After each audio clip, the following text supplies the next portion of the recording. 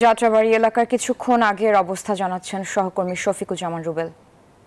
রাজধানীর যাত্রাবাড়ী এলাকায় কিছুক্ষণ আগে আমরা দেখেছি যে এখানে যারা আন্দোলনকারী রয়েছেন তারা কিন্তু এখানে এসে কয়েকটি গাড়ি ভাঙচুর করেছেন। তখন এখানে যারা সাধারণ লোকজন রয়েছিলেন, যারা রাস্তায় বের হয়েছিলেন, তাদের ছত্রভঙ্গ হতে দেখেছি। এই মুহূর্তে আমি রাজধানীর সেই যাত্রাবাড়ি মোড়ে রয়েছি। আপনারা দেখতে পাচ্ছেন এখানে প্রচুর পরিমাণে আইনশৃঙ্খলা রক্ষাকারী বাহিনী তারা কিন্তু অবস্থান করছেন। বিজিবির মোতায়েন করা হয়েছে। সেই সাথে সাথে আমরা দেখেছি যে যারা স্ট্রাইকিং ফোর্স হিসেবে কাজ করছেন তারা কিন্তু এখানে ঘোরাঘুরি করছেন।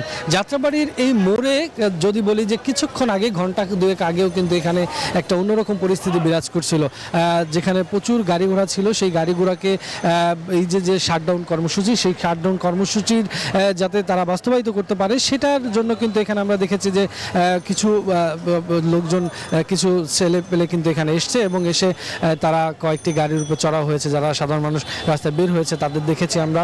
স্টুডেন্ট এবং গার্জিয়ান যারা আছে, বাবা মারও নেমে আসে, রাস্তায় নেমে আসে, তারাও নেমে আসে। আর যাত্রাবাড়ি মুচুরে যাইতে পারি নাই। এর আগে পোলাপাইন বাস টাস নিয়ে আমার গাড়ির ভিতরে হামলা করছে। কোনো মতো গাড়িটা বাসায় নিয়ে এসেছি আমি যাত্রাবাড়ি মুচুরেতে। যেই জায়গাটিতে অগ্নিকাণ্ডের ঘটনা গতকালকে ঘটেছিল, হানি ফ্লাইওভার টোল প্লাজা, তারপরে থেকে মূলত তাদের অবস্থান। এটা তো ছাত্র আন্দোলন, কোঠা আন্দোলনের জন্য আন্দোলন, এটা তো জনগণের ভোগান্তি, আর কিছু না। যদি আপনি গাড়িটা বের করেন, আপনার গাড়িটার দাম আছে 5 লাখ টাকা বা 10 লাখ টাকা, অনেক গাড়িটা যদি আগুন ধরায় দেখিও, তাহলে আপনি ক্ষতিপূরণ কে দিবে?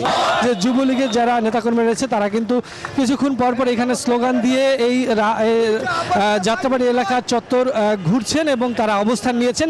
কোনোভাবে এখানে অস্থিতিশীল পরিবেশ সৃষ্টি করতে দেবেন না। তো সব মিলে যাত্রাবাড়ি এলাকা থেকে এই ছিল এই মুহূর্তে আমার কাছ থেকে।